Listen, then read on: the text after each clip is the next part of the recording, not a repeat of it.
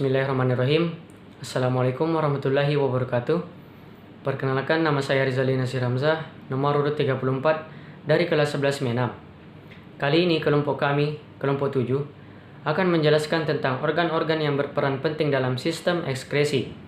Untuk itu, terlebih dahulu kita harus mengetahui apa itu sistem ekskresi. Jadi, sistem ekskresi adalah suatu sistem yang mengelola atau mengeluarkan zat sisa metabolisme dan racun untuk dikeluarkan dari tubuh. Jika tidak dikeluarkan dari tubuh, maka akan terjadi masalah kesehatan pada tubuh. Pada organisme bersel satu, produk buangan akan dibuang secara langsung melalui permukaan sel. Ada pula zat-zat yang harus dikeluarkan dalam suatu sistem ekskresi. Yang pertama adalah keringat. Keringat yang dihasilkan oleh kulit. Keringat terjadi atau dihasilkan karena adanya proses pembakaran suhu tubuh yang bekerja. Oleh karena itu, ketika kita berolahraga dan berkeringat, suhu tubuh menjadi meningkat. Yang kedua adalah urina. Urina yang dihasilkan oleh ginjal melalui proses penyaringan. Urina adalah sisa metabolisme yang berupa cairan yang tidak dibutuhkan oleh tubuh lagi. Jika tidak dikeluarkan, maka akan menyebabkan penyakit pada tubuh. Salah satunya adalah batuk ginjal. Yang ketiga adalah empedu. Empedu yang dihasilkan oleh hati. Empedu disimpan melalui kantung empedu yang terletak pada organ bawah hati. Cairan empedu ini terdiri dari cairan hemoglobin dan eritosit tua, di mana hemoglobin ini atau cairan hemoglobin ini diuraikan menjadi zat besi dan henin. Yang keempat adalah CO2. CO2 dihasilkan oleh paru-paru. Dalam bernafas, tidak selamanya kita menghirup oksigen. Ada pula senyawa-senyawa yang berbahaya. Oleh karenanya itu, paru-paru atau sistem pernafasan berperan penting dalam menyaringnya, terutama pada bagian alveolus. Ada satu hal yang perlu diingat. Ketika kita menghasilkan keringat, kita tidak boleh membiarkan keringat tersebut mengering dalam kulit. Itu sama saja keringat tersebut kembali meresap ke dalam kulit. Oleh karenanya itu, kita harus mengeringkan keringat menggunakan kain ataupun handuk. Berikut adalah penjelasan mengenai organ yang berperan dalam sistem ekskresi. Yang pertama ada ginjal, yang kedua ada paru-paru, yang ketiga ada kulit, dan yang terakhir ada hati. Langsung saja kita nonton videonya. Assalamualaikum warahmatullahi wabarakatuh. Nama saya Andi Muhammad Medun Fajar, nomor 8. Di sini saya akan menjelaskan tentang sistem ekskresi pada manusia. Salah satunya yaitu ginjal atau rem. Manusia dan hewan vertebrata lainnya memiliki sepasang ginjal yang titik di bagian belakang rongga perut sekitar daerah pinggangnya, menempel pada dinding dorsi kiri dan kanan tulang belakang. Ginjal juga memiliki beberapa fungsi, antara lain yaitu mengekskresi sisa-sisa metabolisme yang mengandung nitrogen, misalnya amonia, urea, dan asam urat dari dalam darah. Yang kedua yaitu mengekskresi kelebihan air, garam, hormon, obat-obatan, dan vitamin. Yang ketiga yaitu memelihara tekanan osmosis dan pH cairan tubuh. Hasil ekskresi ginjal adalah larutan yang dinamakan urina. Ginjal manusia berbentuk seperti kacang merah dengan berat sekitar 0,5% dari berat tubuh. Panjangnya sekitar 7-10 cm dengan lebar 6 cm dan tebalnya yaitu 3 cm. Sekian, kita lanjut ke pemateri berikutnya. Assalamualaikum warahmatullahi wabarakatuh. Perkenalkan, nama saya Alvinika Prasetya dari kelas 11 MENAM. Kali ini saya akan menjelaskan gangguan atau kelainan pada jantung.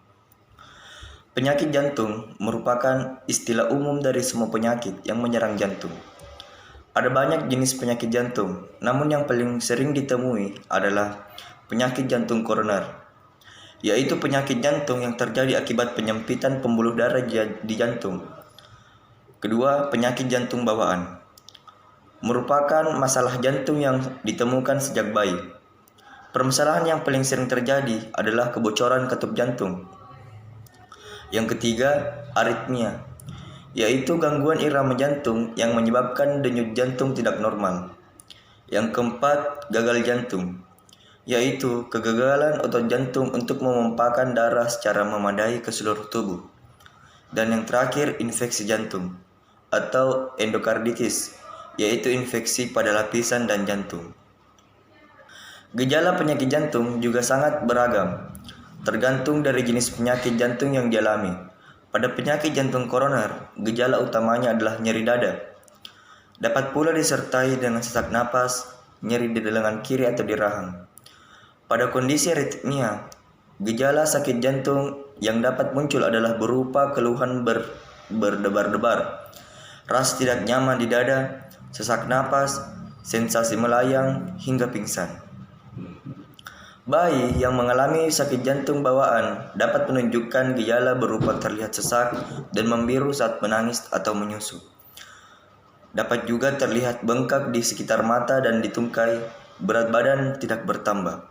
Sementara gejala gagal jantung bisa berupa sesak napas yang makin berat saat beraktivitas, sesak napas yang makin berat saat berbaring, tungkai bengkak, dan perut membesar. Infeksi jantung atau endokarditis menunjukkan gejala berupa demam, denyut jantung tidak teratur, sesak nafas, bengkak di perut atau tungkai, dan batuk-batuk. Assalamualaikum warahmatullahi wabarakatuh. Perkenalkan, nama saya Rizali Nasir Ramzah, nomor urut 34. Kali ini saya akan menjelaskan tentang sistem ekskresi, khususnya paru-paru atau disebut juga dengan pulmo. Selain berperan penting dalam sistem pernapasan atau sistem respirasi, paru-paru juga berperan dalam mengeluarkan atau mengekskresikan sisa-sisa proses pembakaran zat makanan yang mengandung karbon dioksida dan air dalam bentuk uap air.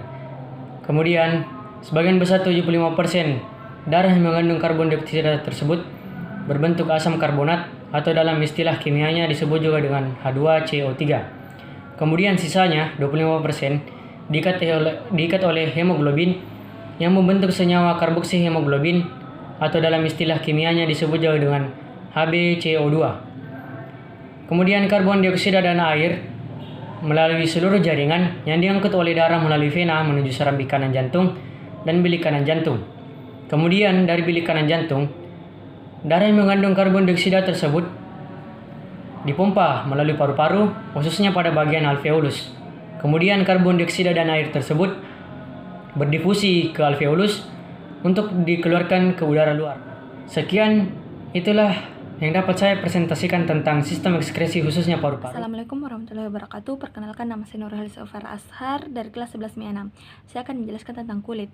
Kulit merupakan struktur organ paling luar yang menutupi seluruh tubuh.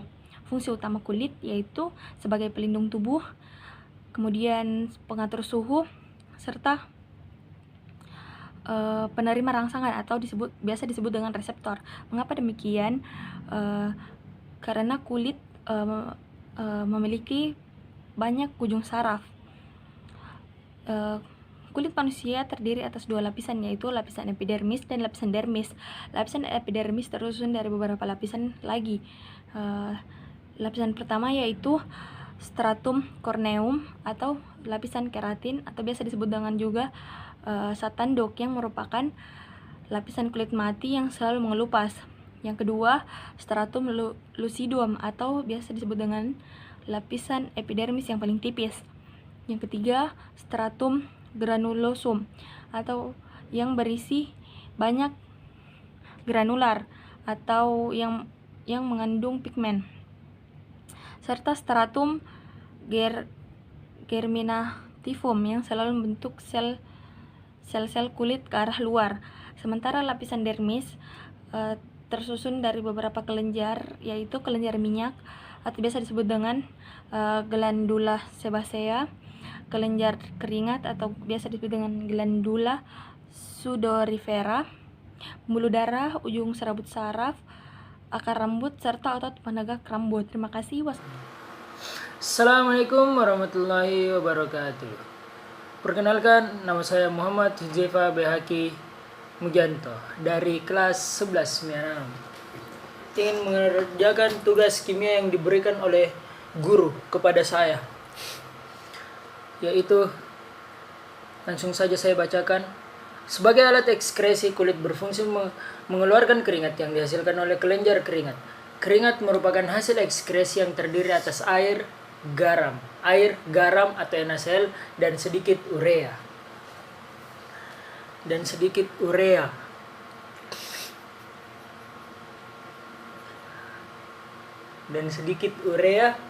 Bahan-bahan tersebut terdapat di dalam kapiler darah di kulit yang kemudian akan diserap oleh kelenjar keringat dan dikeluarkan ke permukaan kulit sebagai keringat.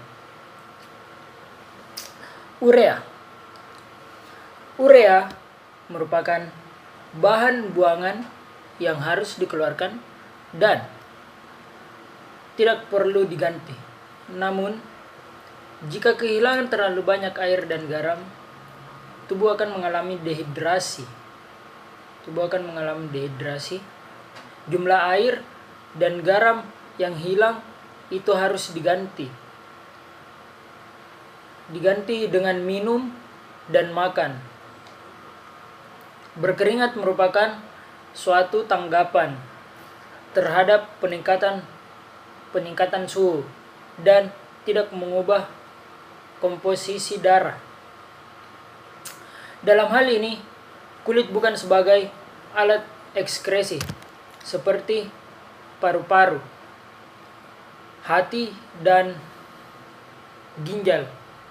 Banyak sedikitnya keringat yang dikeluarkan oleh tubuh sangat dipengaruhi oleh berbagai faktor, antara lain aktivitas tubuh, suhu lingkungan, kelancaran penyerapan air pada ginjal, kelembapan udara, dan gangguan kejiwaan. Sekian dari saya. Assalamualaikum warahmatullahi wabarakatuh. Perkenalkan, nama saya Muhammad Dinoransari, nomor urut 24. Di sini saya akan membawakan materi hati atau hepar. Dalam sistem pencernaan, hati merupakan kelenjar pencernaan terbesar. Hati juga termasuk dalam organ ekskresi. Mengapa demikian? Karena cairan empedu atau bilus yang terdapat di dalam hati merupakan produk ekskresi yang dibentuk oleh pemecahan hemoglobin sel-sel darah merah. Pada umumnya, sel-sel darah merah memiliki umur sekitar 120 hari. Sel-sel darah merah pada akhir masa hidupnya akan ditelan oleh sel-sel fagosit atau sel-sel Kupffer. Hemoglobin yang terdapat dalam sel-sel darah merah akan dipecah menjadi globin, besi, dan hem. Globin merupakan protein dan diubah menjadi asam amino dan dimasukkan ke dalam aliran darah dan digunakan untuk sintesis protein baru. Besi dikeluarkan dari molekul hem dan disimpan.